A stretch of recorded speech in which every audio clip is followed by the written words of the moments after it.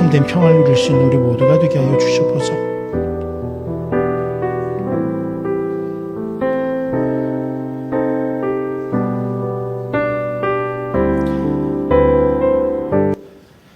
살아계신 아버지 하나님 감사합니다. 이 시간 주님께서 허락하신 참된 평안을 가지고 주님 옆에 나아가 예배합니다. 사람을 바라보기도 했고 세상을 바라보기도 했습니다. 그러나 그 어느 것으로도 평안할 수 없었음은 그 안에는 하나님의 참된 평안이 없었기 때문입니다. 그러나 이 시간 주님을 의지함으로써 주께서 우리에게 허락하신 그 평안을 누리게 하시고 그 평안을 소망함으로 복된 삶을 살아갈 수 있도록 함께하여 주시옵소서. 이 예배 가운데 그 평안이 누려지길 소망하오며 예수님 이름으로 기도드립니다. 아멘. 우리 함께 주의 이름 송축하리 힘차게 찬양드리도록 하겠습니다.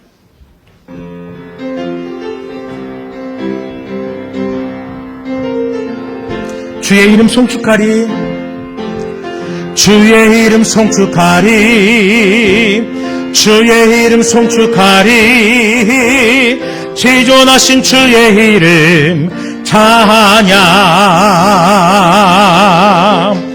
주의 이름 송축하리, 주의 이름 송축하리, 지존하신 주의 이름 찬양. 주님의 이름은 강한 성로, 그곳에 달려간 자 안전하리. 주님의 이름은 강한 성로, 그곳에 달려간 자 안전하리. 거룩하신 주의 이름, 거룩하신 주의 이름, 거룩하신 주의 이름, 거룩하신 주의 이름 찬양. 거룩하신 주의 이름, 거룩하신 주의 이름, 거룩하신 주의 이름 찬양. 주님의 이름은, 주님의 이름은 강한 성로, 그곳에 달려간 자 안전하리. 주님의 이름은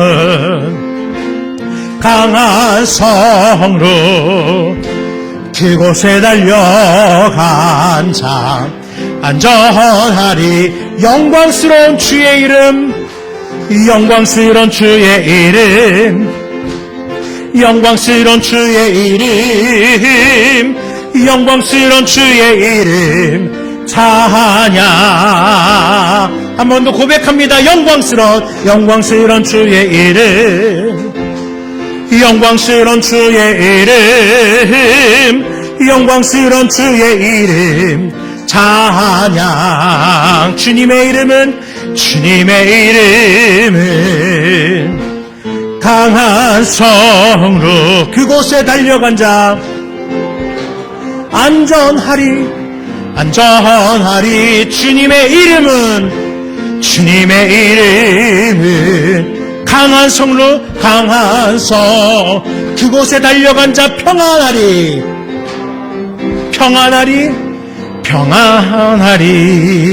사람을 보며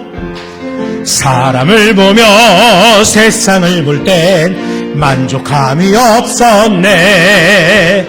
나의 하나님 그분을 뵐 때 나는 만족하였네. 저기 빛나는 태양을 보라, 또 저기 서 있는 산을 보아라. 천지 지으신 우리 여호와 나를 사랑하시니, 나의 하나님 한 분만으로 나는 만족하겠네. 사람을 보며 세상을 볼 때 만족함이 없었네. 나의 하나님 그분을 뵐 때 나는 만족하였네. 동남풍아 불어라. 가시밭에 백합화 예수 향기 날리니 할렐루야 아멘. 가시밭에 백합화 예수 향기 날리니 할렐루야 아멘. 동남풍아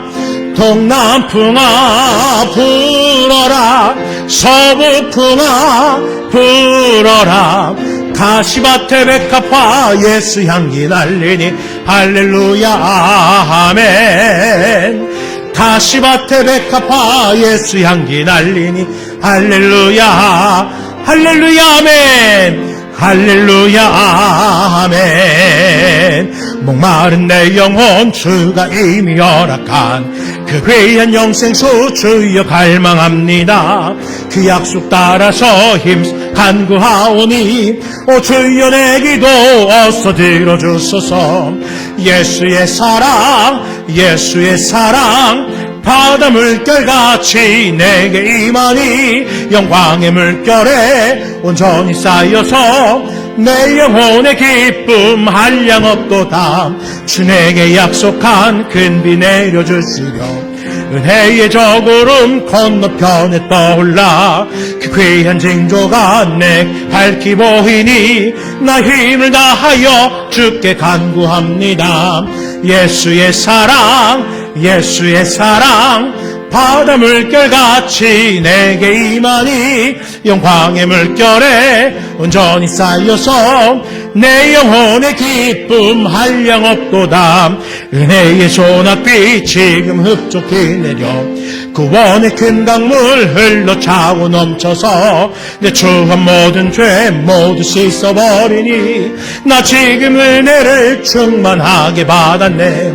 예수의 사랑 예수의 사랑 바다 물결같이 내게 임하니 영광의 물결에 온전히 쌓여서 내 영혼의 기쁨 한량없도다. 그 차고 넘치는 주의 은혜의 물결 힘차게 밀려와 내게 만족합니다.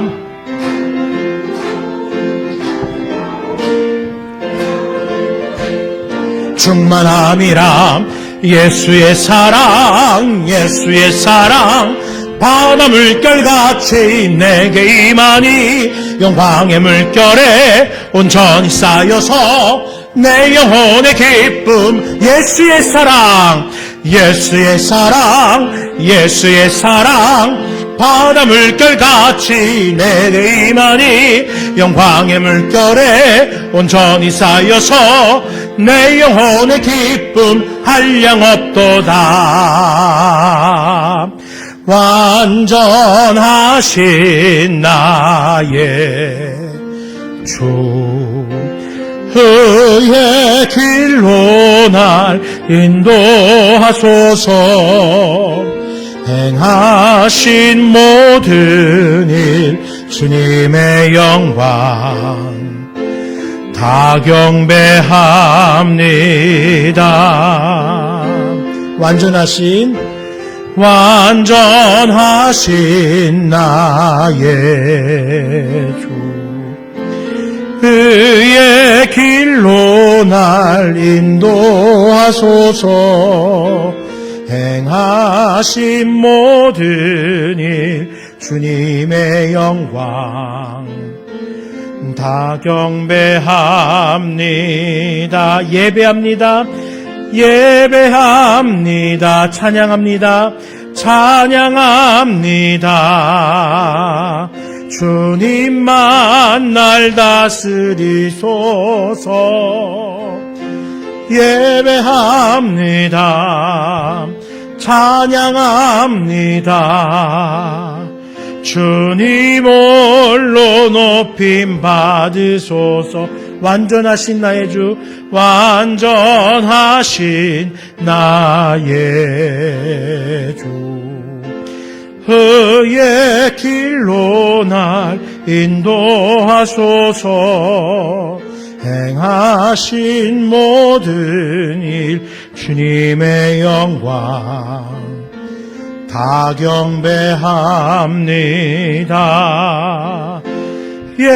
예배합니다. 찬양합니다. 주님만 날 다스리소서. 예배합니다. 찬양합니다. 주님 홀로 높임 받으소서. 이 시간에는 박현자 권사님께서 나오셔서 모두를 대표하여 기도하도록 하겠습니다.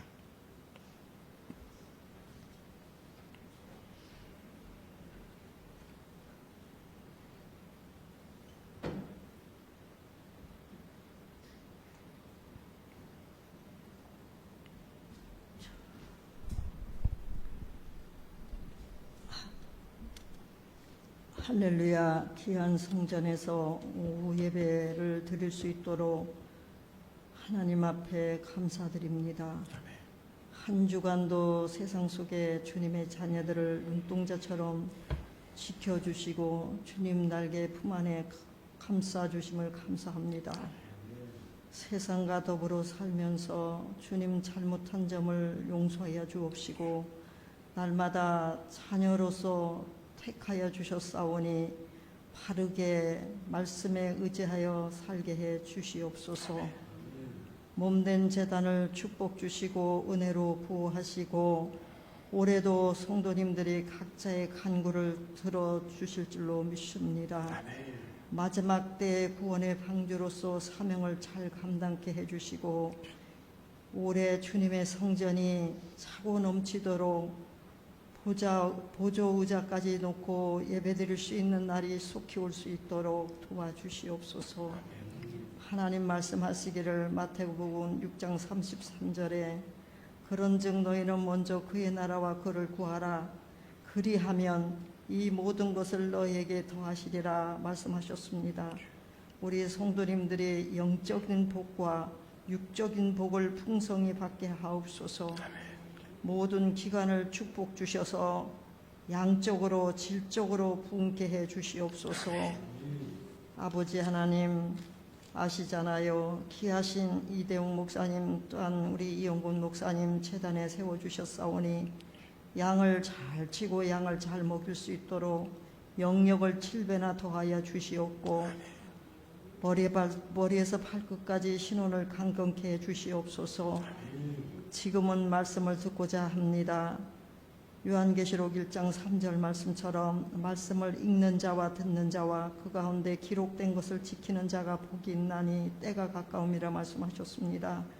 귀한 말씀에 순종해서 하늘의 신령한 복과 땅의 기름진 복을 받는 귀한 시간이 되시기를 간절히 기도하오며 예수님의 이름으로 간절히 기도드리옵나이다. 아멘. 감사합니다.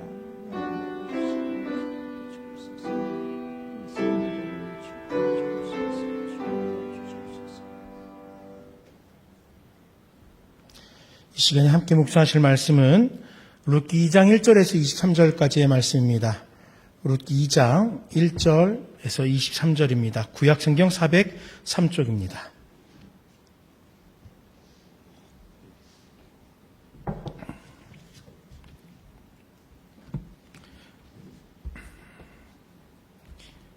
룻기 2장 1절부터 한 절씩 교독하겠습니다.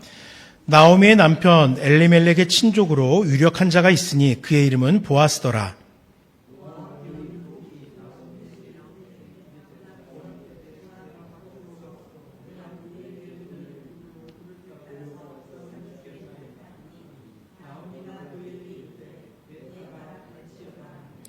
룻이 가서 베는 자를 따라 밭에서 이삭을 줍는데 우연히 엘리멜렉의 친족 보아스에게 속한 밭에 이르렀더라.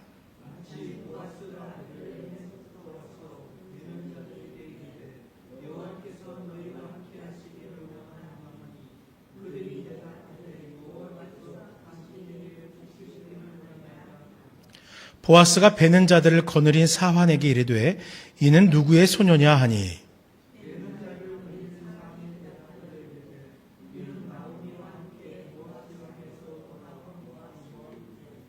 그의 말이 나로 베는 자를 따라 단사이에서 이삭을 죽게 하소서 하였고 아침부터 와서는 잠시 집에서 쉰 외에 지금까지 계속하는 중이니이다.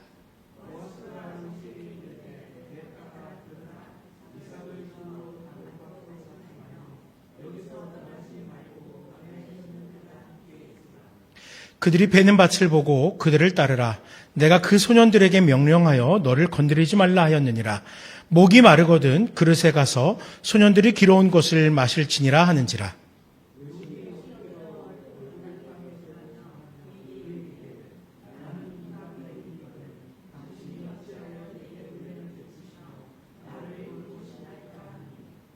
보아스가 그에게 대답하여 이르되 내 남편이 죽은 후로 내가 시어머니에게 행한 모든 것과 내 부모와 고국을 떠나 전에 알지 못하던 백성에게로 온 일이 내게 분명히 알려졌느니라.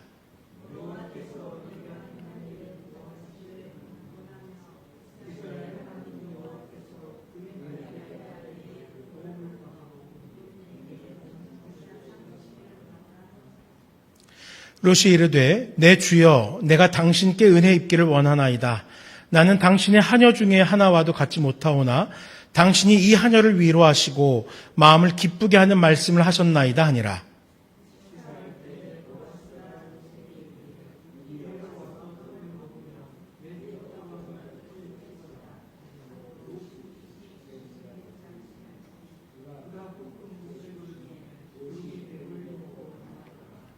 롯이 이삭을 주우러 일어날 때 보아스가 자기 소년들에게 명령하여 이르되 그에게 곡식단 사이에서 죽게 하고 책망하지 말며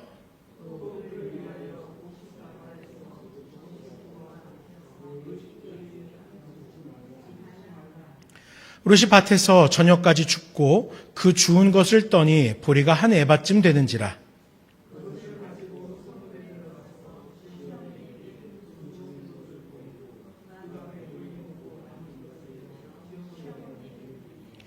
시어머니가 그에게 이르되 오늘 어디서 주웠느냐 어디서 일을 하였느냐 너를 돌본 자에게 복이 있기를 원하노라 하니 롯이 누구에게 일했는지 시어머니에게 알게 하여 이르되 오늘 일하게 한 사람의 이름은 보아스니이다 하는지라.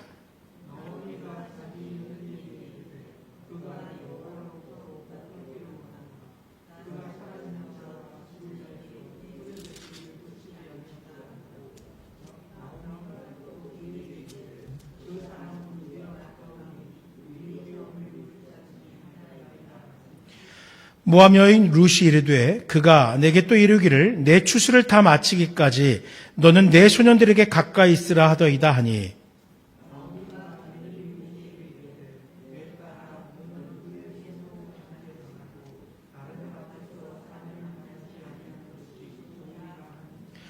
이에 룻이 보아스의 소녀들에게 가까이 있어서 보리 추수와 밀 추수를 마치기까지 이삭을 주우며 그의 시어머니와 함께 거주하니라. 아멘. 잠시 기도하겠습니다. 살아계신 아버지 하나님 감사합니다. 이 시간 주님께서 허락하신 이 말씀으로 하나님의 그 섭리가 어떠한지에 대해서 깨우쳐 가고자 합니다. 그 은혜를, 그 섭리를 우리의 삶에서도 소망하는 이 시간 되게 하여 주시옵소서. 감사합니다. 예수님 이름으로 간절히 기도드립니다. 아멘.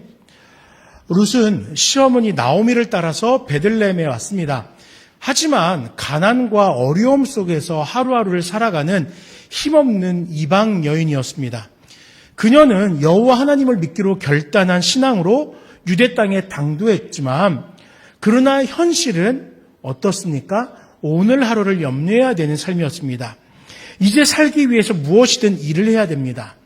그래서 아무 연고도 없는 곳에서 이삭을 주었습니다. 그런 룻이 뜻밖의 일을 만나게 됩니다. 성경의 기록대로라면 우연히 보아스라는 사람의 밭에 들어갔다는 것입니다. 하지만 이 우연이라는 이 프레임, 이 액자 속에서 우리는 그 가득히 하나님의 섭리가 담겨져 있다라는 사실을 본문을 통해서 깨달을 수가 있습니다. 본문은 룻에게 만남과 축복이 기다리고 있음을 우리에게 알려줍니다. 그리고 이 사건을 통해서 오늘 본문은 하나님의 은혜 안에서 살아가는 삶이 무엇인지 교훈합니다. 함께 이 말씀을 묵상하면서 우리의 예상 또 우리의 기대를 넘어서 더욱 크게 일하시고 섭리하시는 하나님의 은혜에 소망을 두는 귀한 시간이 되길 간절히 소망합니다. 먼저 1절에서 7절의 말씀을 가지고 우연 그리고 섭리에 대해서 한번 살펴보려고 합니다. 룻은 먹을 것을 찾아서 밭에 이삭을 주우러 나갔습니다. 그리고 그곳에서 우연히 밭주인 보아스를 만나게 됩니다. 그러나 이 만남은 단순하게 우연이 아니었습니다.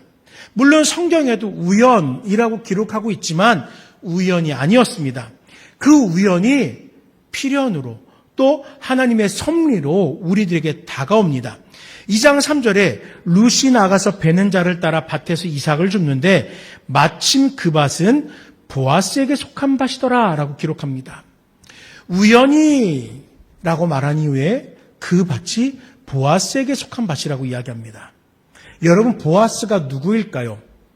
그의 밭에서 이삭을 주운 일이 무슨 특별한 일이라고 오늘 본문은 보아스에게 속한 밭에서 룻이 이삭을 주었다라고 기록하고 있는 걸까요? 뭐 특별한 일이에요? 뭐 대단한 일입니까? 하나씩 한번 살펴볼게요. 먼저 레위기 19장 9절 이하의 말씀에 보면은 이러한 율법들이 기록이 되어져 있습니다. 밭 모퉁이와 가수원의 모든 열매를 수확하지 말고 일부를 남겨두라라고 합니다.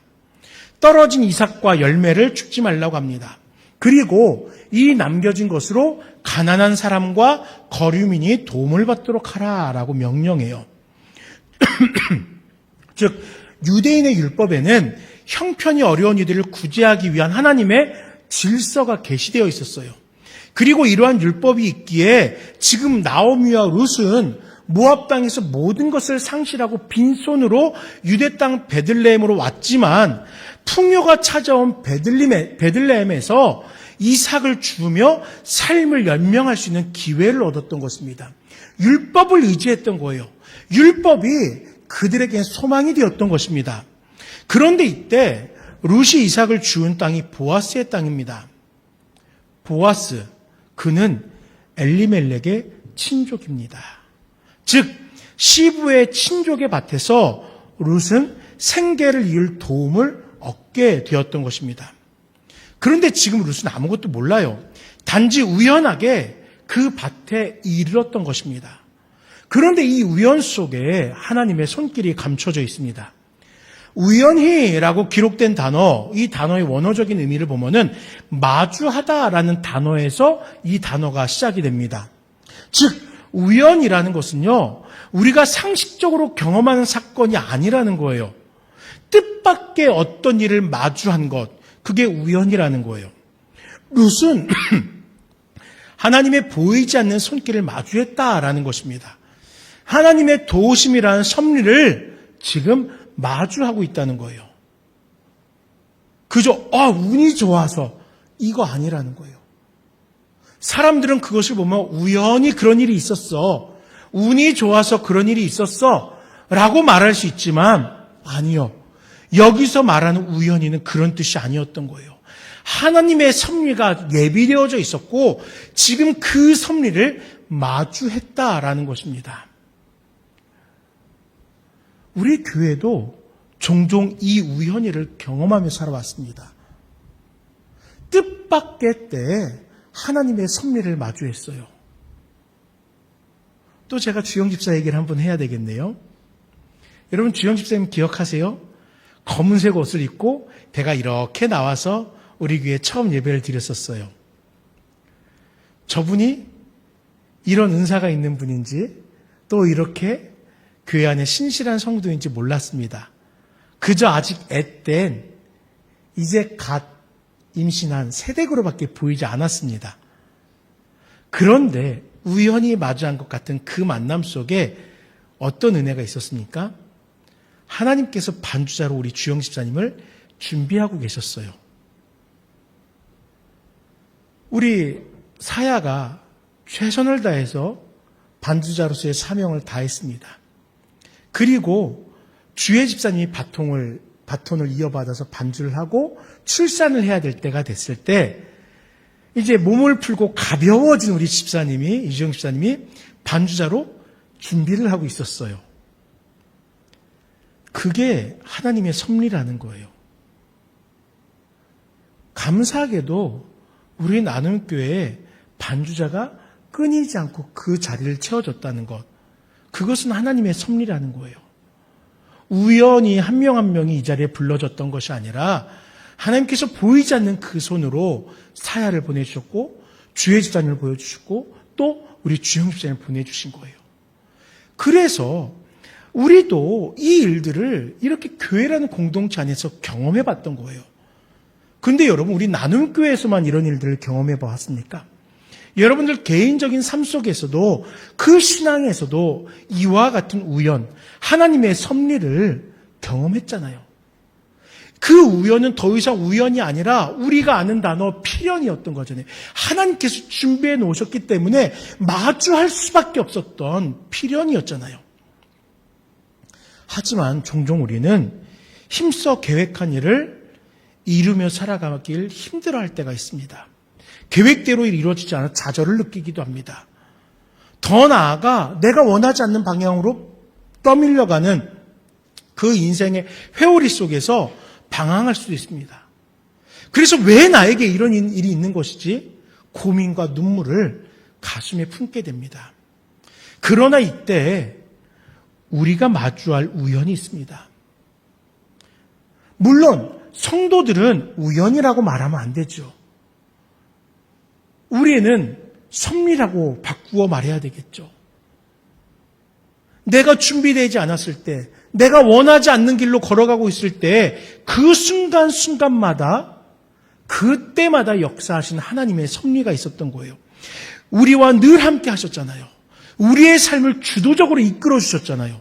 보이지 않는 손길로 우리를 붙잡아 주셨습니다. 하나님의 섭리가 우리 인생에 있었던 것이에요. 창세기 50장 20절 말씀에 보면은 그런 섭리가 하나 등장합니다. 요셉이 이렇게 고백해요. 당신들은 나를 해하려 하였으나 하나님은 그것을 선으로 바꾸사 오늘과 같이 많은 백성의 생명을 구원하게 하시려 하셨나니 라고 요셉이 고백합니다. 형제들은 요셉을 시샘했어요. 그래서 그를 죽이려 하였지만 하나님은 그 과정까지도 사용하셔서 애굽의 수많은 사람들을 살리실 뿐만 아니라 그 주변에 있는 많은 민족들까지 또 이스라엘의 자손들의 생명까지 그 가뭄 속에서 지켜주셨던 것입니다. 안타까운 일이었지만 그러나 하나님은 이 사건을 통해서 많은 사람을 구원하려는 계획을 이루셨던 거예요. 오늘 오전에 우리 홍기식 집사님이 예배 인도를 하시면서 예배 부름으로 성구를 하나 암송하셨습니다. 잠언 16장 9절 말씀이에요. 사람이 마음으로 자기의 길을 계획할지라도 그의 걸음을 인도하신 이는 여호와시니라. 그 말씀을 암송하셨습니다. 사람이 뜻한 길이 아니라 하나님의 계획이 섭리가 되는 그 길. 우리 홍 집사님께서 오늘 그 예배 가운데에서 하나님의 섭리를 따르는 시간이 되게 해달라고 요청하였던 거예요. 룻이 하루하루를 연명할 계획을 정하고 밭에서 이삭을 주었어요.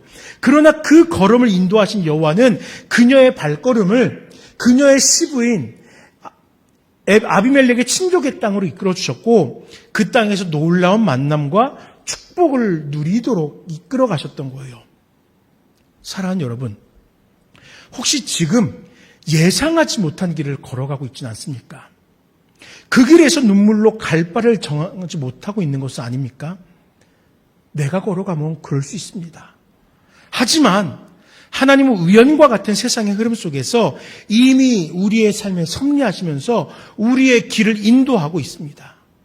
이 같은 하나님의 섭리를 기대하고 그 하나님의 은혜를 따라 나아가는, 그 신뢰하면서 은혜를 누리고 그 은혜를 간증하는 우리 모두가 되길 간절히 소망합니다. 두 번째로 8절에 16절의 말씀은 하나님의 은혜와 인간의 신실함에 대해서 우리에게 교훈하고 있습니다. 여러분, 앞서서도 말씀드렸지만 룻에 대해서 배경을 이야기할 때 제가 룻은 어떤 여인이라고 했어요? 이방 여인이라고 했습니다. 모압 출신의 여인입니다. 때문에 그녀는 유대 사회에서 환영받지 못할 주변인이에요. 몇 년 전이었던 것 같아요. 필리핀 이주민이 우리나라의 국회의원으로 선출이 되었습니다.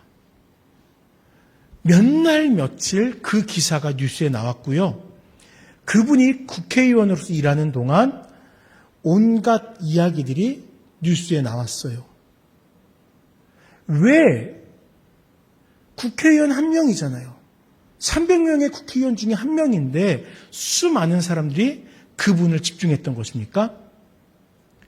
특히 우리 민족같이 한민족을 자랑하는 우리들에게 이주민이 우리라는 공동체 안에 그것도 국회의원이 되었다는 것 자체가 놀라운 일이거든요.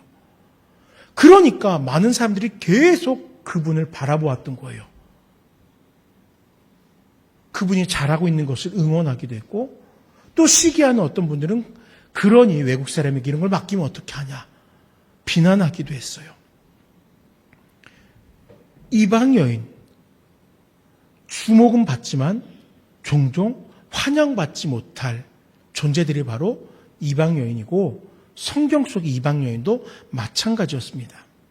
그런데 그의 삶에 다가온 하나님의 섭리는 그녀가 보아스로 하여금 큰 호의를 누리게 합니다. 그 공동체 안에서 많은 사람들에게 인정을 받게 하였다라는 거예요. 어떻게 이방 여인 루시 보아스부터 선대를 받을 수 있었을까요? 우리 11절 말씀을 한번 다 같이 읽어보겠습니다. 11절입니다. 보아스가 그에게 대답하여 이르되 내 남편이 죽은 후에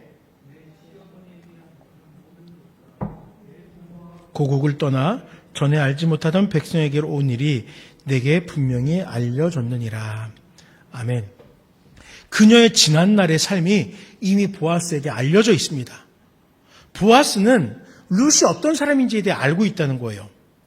그가 신실한 삶을 살아왔다는 것을 들었대요. 남편이 죽었음에도 불구하고 나오미를 떠나지 않고 또 하나님을 믿는 신앙을 고백하면서 그 시어머니와 함께 이 낯선 땅 베들레헴, 유대의 땅 베들레헴으로 왔다는 사실을 다 알고 있는 거예요. 그것뿐만이 아니더라고요. 그가 부지런히 일하면서 삶을 개척해 나가고 있다는 사실을 그는 깨달을 수 있었던 것입니다. 그 결과 12절 말씀에 여호와께서 내가 행한 일에 보답하시기를 원하며 이스라엘의 하나님 여호와께서 그의 날개 아래에 보호를 받으러 온 내게 온전한 상 주시기를 원하노라 라고 보아스는 자신의 마음을 전하면서 룻을 돌보실 하나님의 섭리를 그녀에게 알려준 것입니다. 그런데 이러한 축복의 전제 조건이 있습니다. 막연하게 보아스가 룻을 좋게 여겨서 될 일이 아닙니다. 중요한 조건은 하나님이 룻을 기뻐하셔야 된다는 거예요. 하나님이 기뻐하셔야지 룻이 하나님의 섭리를 누릴 수 있거든요. 그러면은 과연 이 룻이 하나님의 기쁨을 받는 자인가? 우리는 성경의 교훈을 통해서 하나님을 신뢰하는 자, 하나님의 질서를 준행하려는 자, 여호와께 인생을 의탁하는 자 등 하나님과 동행하려 하는 이들을 하나님이 기뻐하시고 축복하신다는 사실을 알고 있습니다. 그것을 가지고 이 룻의 삶을 살펴보면 어떻습니까? 하나님께서 기뻐하실 만한 삶과 신앙을 살고 있잖아요. 우리가 판단하기에도 룻 나오미와 함께 하나님을 예배하며 살아가고 있어. 하나님의 축복의 땅에 나와 하나님의 백성으로 살아가고자 소망하고 있어. 우리도 지켜볼 수 있잖아요. 나오미의 그 행적을, 그의 신앙을 우리도 바라볼 수 있습니다. 자신의 삶에 여호와의 간섭이 있을 것을 고백했습니다. 사람들도 소문으로 들어 알고 있는 그 삶과 신앙, 당연히 하나님도 기뻐하실 거예요. 마땅히 하나님도 이 룻 참 이쁘다. 내가 이 룻을 지켜줘야 되겠다. 그 마음이 있지 않았을까요? 사랑하는 여러분, 우리가 하나님을 신뢰하며 신실하게 살아갈 때 하나님은 반드시 그 삶을 기억하시고 은혜를 베푸십니다. 그렇다면 우리의 신실함은 어떠한 모습일까요? 신실함의 분량을 어떻게 우리가 정할까요? 분명한 사실은 그 분량을 우리가 측량할 수는 없습니다. 얼마나 우리가 신실한지 우리가 평가할 수가 없어요. 하지만 하나님께서는 이미 우리의 작은 신실함 속에서 기뻐하시면서 우리의 인생에 더욱 크게 함께 하십니다. 룻이 빈손에서 하나님을 의지하며 신뢰하였습니다. 그리고 그녀의 삶에 하나님은 기뻐하심으로 간섭하신 거예요. 내가 기뻐서 함께 하셨던 거예요. 저도 좀 성격이 오지랖이 있습니다. 그래서 좀 이렇게 다른 사람의 삶에 관심이 많습니다. 이 지역에서 만난 어떤 분이 아무리 봐도 사기를 당하고 있는 것 같아요. 그래서 너무 마음이 아파서 아예 모르는 사람이면 괜찮은데 친분이 있는, 이 지역에 사귄 분 중에 친분이 있는 한 분이고 또 제 나름의 상식으로도 분명히 사기가 맞아요. 혹시나 싶어서 그 부분에 대해서 우리 교회 이제 집사님 한 분께 여쭤보았어요. 그분이 그거에 대해서 잘 아시는 분이어서. 그랬더니 집사님이 들으시면서 바로 그 사기입니다. 말리셔야 돼요. 목사님 말 안 들으시면 저한테 직접 전화해서 확인하라고 하세요. 알겠어요. 하고 제가 한 번 더 전화로 말씀을 드렸어요. 그거 아무래도 사기인 것 같아요. 제 주변 분들께 다 물어봤는데 그거 아닌 것 같아요. 그리고 그분이 또 목사님 몰라서 그런 겁니다. 그래서 제가 그 집사님의 명함을 드리면서 직접 통화해 보세요. 우리나라 담당자니까 통화해 보세요. 이렇게 얘기했어요. 마음이 아픈 거예요. 제가 그분에 대해서 조금 아니까 그분의 잘못되어지는 삶이 마음이 아픈 거예요. 근데 그분이 이 일 이전에 무엇인가 사업을 하시면서 잘된 일이 있었어요. 그분이 저에게 떡 한 덩어리 나눠준 적 없습니다. 근데 괜히 기쁜 거예요. 축하드린다고 격려했어요. 우리 사람들도 그렇잖아요. 우리 사람들도 내 눈앞에 마주하는 한 사람 한 사람 보면서 잘 되는 건 기쁘고 칭찬해주고 싶고 격려해주고 싶고 잘못된 건 같이 안타까워하고 저러면 안 되는데 염려하며 살아가잖아요. 그런데 우리의 삶의 그 한복판에 함께 하신 하나님은 어떠시겠습니까? 하나님을 의지하고 신뢰하며 하나님 앞에 신실함으로 살려는 그 룻을 바라보면서 하나님이 어찌 그에게 함께하지 않으시겠어요? 하나님은 이와 같이 지금 우리의 신앙, 우리의 여호와 하나님을 향한 신뢰를 기뻐하고 있습니다. 그리고 우리의 인생 가운데 은혜를 더하실 거예요. 하나님을 향한 신실함으로 여호와의 은혜를 더욱 크게 누리는 우리 모두가 되시길 간절히 소망합니다. 세 번째로 이제 17절 이하의 말씀을 가지고 우리가 마주하게 될 역경, 그러나 그 가운데서 우리는 충성해야 됨을 한번 살펴보려고 합니다. 룻이 수고하여서 주운 보리가 한 해밭쯤 된다라고 말합니다. 이 에바라는 단위, 저도 말씀을 준비할 때마다 성경 단위는 찾아봐야 돼요. 익숙치가 않아요. 그래서 찾아보니까 20kg에서 22kg 정도라고 이야기합니다. 쌀 한 포대, 20kg 한 포대. 그게 에바인 거예요. 그래서 당시에는 이 돈으로 가치를 환산하지 않고 한 에바를 가지고 어떤 물건을 사거나 아니면은 에바를 또 나누어서 그것으로 어떤 곡식을 또는 어떤 필요를 채워 나갔겠죠. 근데 오늘날에는 이게 화폐 가치를 따지니까 계산해 보았습니다. 만약 보리가 한 에바 22kg 정도 되면은 얼마쯤 될까 계산해 봤어요. 10만 원입니다. 10만 원.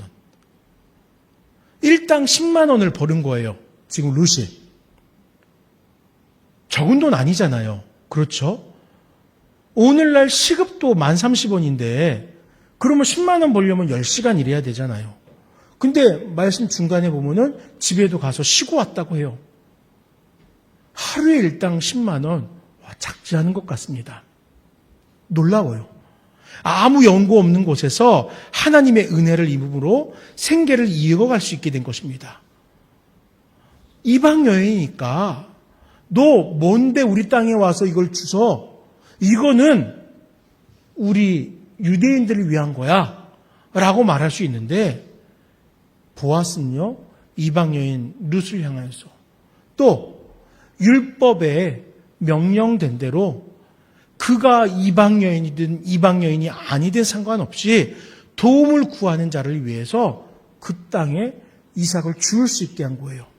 하나님은 이미 유대 공동체에서 이와 같이 놀라운 역사를 이루어가고 있었던 것입니다. 그런데 이렇게 룻이 에바의 곡식을 줍는 동안 왜 그가 많은 사람들에게 주목받지 않고 또 도움을 받으면서 이 일을 할 수가 있었습니까? 그것은 보아스가 그를 특별히 간섭하고 있었기 때문이에요. 보아스는요, 오늘 말씀해 보니까 자신이 거느리는 사람들에게 이야기를 했습니다.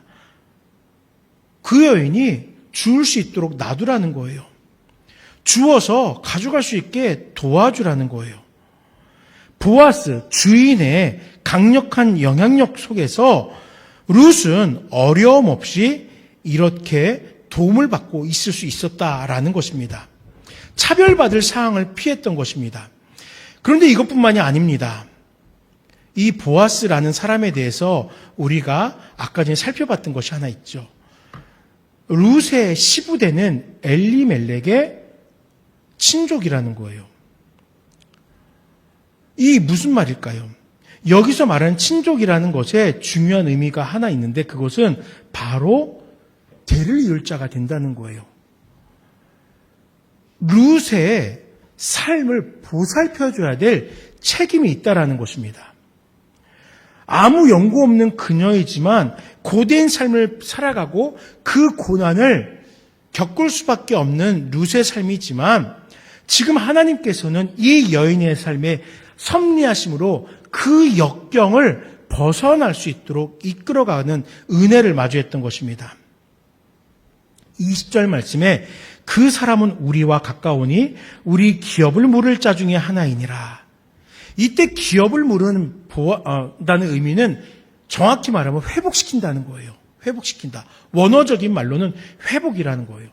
즉 그러면 단순히 친족이어서 이 가정의 살림을 또 이 가정의 대를 이어주는 것, 그 역할이 중요한 게 아니라 이 가족이 회복되어질 수 있도록 가문으로서 존재할 수 있도록 도와주는 역할을 하는 게 바로 지금 기업 물을 자 보아스의 역할이라는 거예요.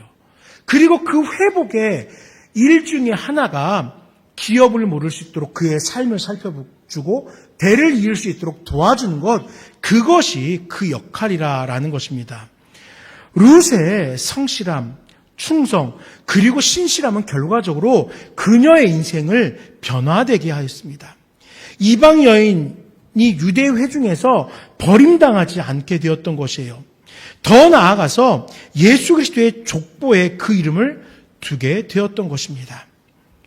여러분, 이것을 뭐라고 말할 수 있겠어요? 반전이라고 말하는 거예요. 역경을 만났지만 하나님의 간섭하심이 그 역경 위에 더하여지니까 인생에 반전이 있다라는 것입니다. 그러나 이 인생의 반전 앞에 반드시 더하여져야 될 것이 있으니 그것은 바로 우리의 충성이었던 것입니다. 여러분, 충성하며 살아가고 있습니까? 오늘 헌신 예배를 통해서 오전 예배 때 충성을 다짐한 성도님들 분명히 있을 것입니다. 제가 집에서 하진이에게 장난으로 이제 그런 것들을 가르쳤어요. 필승. 저는 공군을 나왔기 때문에 필승이라고 하거든요. 필승. 그래서 제가 이제 나갔다가 들어가면은 보자마자 필승합니다. 그러면 지도 지 눈썹 옆에다가 이렇게 손을 갖다 대요. 어떤 때는 손을 바꿔서 이렇게 갖다 대고 어떤 때는 두 손을 갖다 대면 필승합니다. 인사해요, 저랑. 그런데 이 필승 말고 우리나라 군대에서 많이 사용하는 인사가 무엇입니까? 충성입니다. 충성. 나라의 부름에 충성하라. 이 나라의 안위를 위해 충성하라. 이렇게 충성이란 인사를 사용을 합니다. 아마 오늘도 우리 영균이는 열심히 충성을 외치고 있을 거예요. 네. 마주하는 고참들을 향해서 충성을 해야 되죠. 네. 그런데 여러분, 영균이만 충성할 게 아니라 지금 우리가 하나님을 향하여 충성을 고백해보면 어떻겠습니까? 룻과 같이 우리를 이끄시는 하나님 앞에 신실한 예배자가 되고 룻과 같이 하나님의 돌보시는 그 삶 속에서 성실하면 어떨까요? 룻과 같이 하나님께서 간섭하여 자신의 인생에 반전을 허락하실 때에 그것을 우연으로 여기는 것이 아니라 은혜로 감사히 여기며 살아가면 어떻겠습니까? 룻은 결국 그 인생의 반전을 통해서 예수 그리스도의 족보에 그 이름을 두게 됩니다. 우리도 하나님 앞에서 이러한 신실함으로 충성되길 소망합시다. 적당하게 하나님을 의식하며 사는 것으로 만족하지 말자고요. 하나님을 향한 절대적인 믿음과 충성으로 내 인생이 비록 역경과 어려움 속에 있을지라도 우리를 회복시키시고 변화시키는 그 은혜 앞으로 나아가는 우리 모두가 되시길 간절히 소망합니다. 이제 말씀을 정리하겠습니다. 본문은 믿음을 살아가는 한 여인에게 주어진 하나님의 은혜와 삶의 열매들을 바라보게 합니다. 많은 사람들은 우연이라고 생각하겠지만 하나님은 사람들이 이야기하는 그 우연 속에서 마주해 주셨습니다. 무엇을 마주해 주셨을까요? 내가 너를 위해서 이미 일하고 있단다. 너가 신실함으로 나에게 나와 일할 때, 예배할 때, 의지할 때 그 삶에 나는 이미 함께하고 있었어. 비록 역경이었지만 그럼에도 네가 충성하는 모습이 있었기에 나는 그 역경을 넘어설 은혜로 너와 함께하고 있었어. 은혜가 더하여짐을 우리는 마주하게 될 것입니다. 룻이 경험한 인생이 바로 우리의 인생이 될 것입니다. 사랑하는 여러분, 바라기는 우리도 룻이 경험한 이러한 은혜의 연속을 경험할 수 있길 기도합니다. 분명 우연 같은 그 상황 속에서 하나님은 섭리하고 있습니다. 회복시키고 있습니다. 은혜를 멈추지 않습니다. 우리 놀라운 섭리를 매일 누리며 간증하는 우리 나눔교회 모든 성도님들 되시기를 간절히 소망하며 기도하며 축복합니다. 우리 시간 기도할 때에 아버지 하나님 섭리하여 주시니 감사합니다. 아버지 하나님 충성됨으로 주님 앞에 나아가 주의 일꾼 되게 하여 주시옵소서. 잠시 기도하도록 하겠습니다. 주 아버지 하나님 감사합니다. 이 시간에도 우리 가운데 일하여 주셔서 감사합니다. 이 시간에도 우리 가운데 역사해 주셔서 감사합니다. 모든 것을 주 앞에 내어놓고 주님께 도우시고 일하신 그 역사 가운데 나아가게 해주시옵소서. 주님 감사합니다. 주님 사랑합니다. 우리를 회복시키시는, 우리의 인생을 변화시키시는 그 역사 앞에, 그 간섭 앞에 나아가는 우리 모든 나눔교회 성도들 되게 하여 주시옵소서.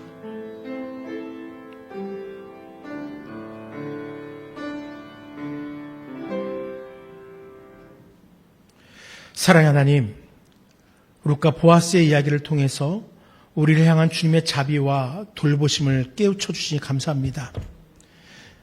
우리 말씀을 바라보면서 우리 입술의 고백, 그 믿음으로 또 그 삶으로 주 앞에 나가게 하시고 그 고백 가운데 함께 하신 인자가 우리의 삶 속에서 누려지게 하시며 어떤 상황 속에서도 신실하게 충성되게 주님을 따라 살아가는 믿음의 성도 될 수 있도록 함께하여 주시옵소서. 예수님의 이름으로 기도드립니다. 아멘.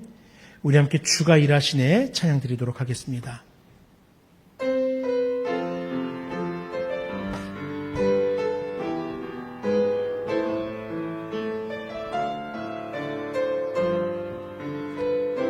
날이 저물어 갈 때, 날이 저물어 갈 때, 빈들에서 걸을 때, 그때가 하나님의 때.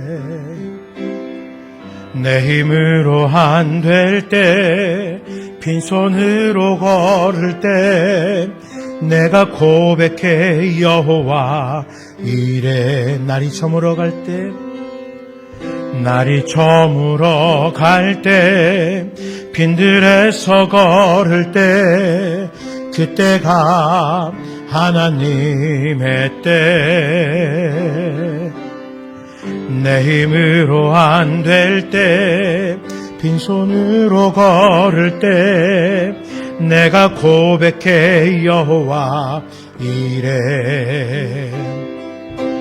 주가 일하시네, 주가 일하시네, 주께 아끼지 않는 자에게.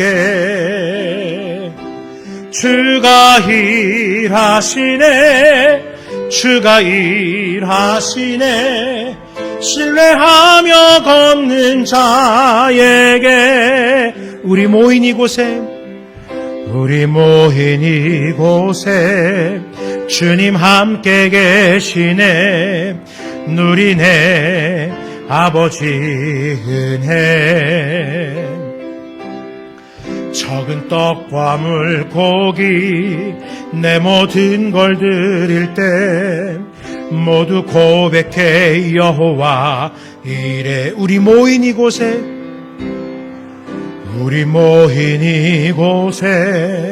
주님 함께 계시네. 누리네 아버지 은혜. 적은 떡과 물고기 내 모든 걸 드릴 때 모두 고백해 여호와 이래. 주가 일하시네, 주가 일하시네, 주가 일하시네, 주께 아끼지 않는 자에게. 주가 일하시네, 주가 일하시네, 신뢰하며 걷는 자에게. 주가 일하시네, 주가 일하시네, 주가 일하시네, 주께 아끼지 않는 자에게. 주가 일하시네, 주가 일하시네, 신뢰하며 걷는 자에게. 신뢰하며 걷는 자에게, 신뢰하며 걷는 자에게. 아멘. 운영위원회가 이 예배가 마쳐진 후에 사무실에서 있습니다. 참여해 주시길 부탁을 드립니다. 오전에도 광고했지만 항전직 후보자가 확정이 되었습니다. 안수식님 3분과 또 권사님 3분으로 이렇게 후보자들이 확정이 되었습니다. 제가 계속 반복하지만 직분은 주는 것이 아니라고 제가 계속 말씀을 드렸죠. 많은 교회들이 담임 목사의 입맛에 맞는 사람을 권사님 하세요 합니다. 실제로 너무나 많이 그런 모습을 보았고, 세워주는 것이 아니라 또 교회를 세워갈 수 있도록 헌신하게 하는 것이 아니라 목사의 사람으로 이렇게 직분자들을 세우는 걸 솔직하게 봤습니다. 그런데 저는 부교육자로 이렇게 여러 교회를 거쳐 사역을 하면서 단 한 교회에서도 그렇게 하는 것을 보지 못했습니다. 절차를 통하여서 온 공동체가 함께 기도하며 직분자를 천거하고 세워졌을 때 우리가 세운 직분자에게 기도로 후원하고 또 성도들의 후원과 기도 속에서 세움받은 직분자들은 또 그에 걸맞게 사역하는 것을 보았습니다. 그렇기 때문에 저는 그러한 많은 교회들의 바른 그러한 절차들, 교회가 반드시 지켜야 되는 절차를 따라서 이 항전직을 선출한 일을 우리 성도님들에게 반복하여서 말씀드리면서 진행하고 있는 것입니다. 그렇기 때문에 여러분들 기도해 주셔야 됩니다. 그리고 후보자 당사자들께서는 광고하듯이 구원받은 성도로서 말씀을 의지하고 또 기도해야 되고 우리의 공동체와 하나님 나라의 확장을 위해서 영적인 덕을 끼치기 위해서 힘써 주셔야 되는 겁니다. 그래서 이제 4월 마지막 주에 정해진 절차를 따라서 투표를 합니다. 그 투표를 통해서 확정된 우리 피택자들에게는 또 6개월간의 교육이 시행될 겁니다. 5월부터.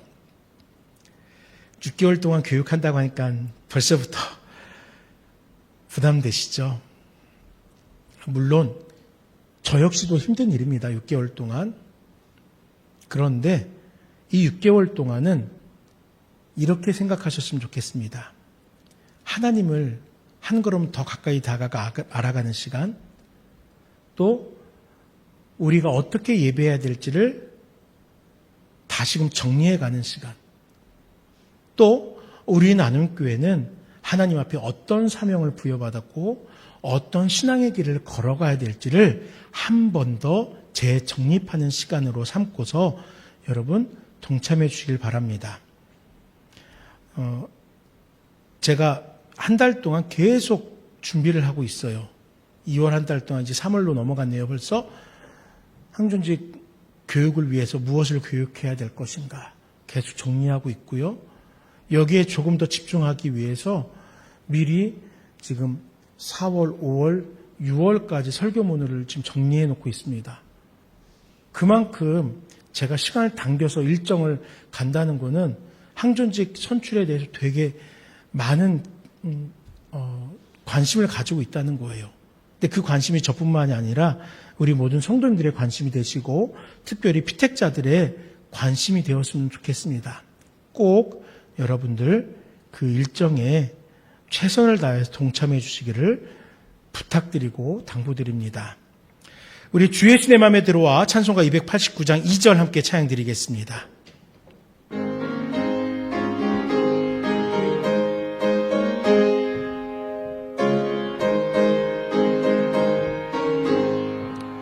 주 예수 내 맘에 들어와 계신 후 망령된 행실을 끊고 머리털보다도 더 많던 내 죄가 눈보다 더 희어졌네. 주 예수 내 맘에 오심, 주 예수 내 맘에 오심, 물밀듯 내 맘에 기쁨이 넘치는 주 예수 내 맘에 오심. 아버지 하나님 감사합니다. 이 시간 우리 성도들이 함께 모여 예배하게 하시고 룻을 바라보면서 룻의 그 신실함을 우리의 삶 속에 결단케 하시니 감사합니다. 룻은 이방 여인이었습니다. 외로운 그 길을 걸어갈 수밖에 없던 여인이었지만 하나님의 섭리가 그 인생에 대반전을 선물하였듯 이 땅 가운데에서 혹 세상으로부터 인정받지 못하고 사랑받지 못할지라도 우리 가운데 함께 하시는 하나님을 바라보고 예배하며 신실함으로 신앙하기에 우리는 외롭지 않고 하나님께 주신 평안으로 인하여 인생의 큰 변화를 누릴 수 있게 하여 주시옵소서. 아버지 하나님, 역경 속에 충성하였습니다. 우리도 그 역경을 살아가고 있습니다. 우리도 룻과 같이 하나님 앞에 예배하는 것에, 주의 사명을 감당하는 것에, 그 복음을 증거하고 성화되어져가는 삶을 살아가는 것에 충성하는 우리 모든 나눔교회 성도들 될 수 있도록 역사해 주시옵소서. 감사합니다. 예수님 이름으로 간절히 기도드립니다. 아멘. 주 예수 그리스도의 은혜와 아버지 하나님의 크고 놀라우신 사랑과 성령 하나님의 역사하심이 주님 앞에 나와 예배하며 충성된 성도가 될 것을, 충성된 직분자가 될 것을, 충성된 하나님의 종이 될 것을 소망하는 이 땅의 모든 믿는 자들의 삶 속에 영원토록 함께 있을지어다. 아멘.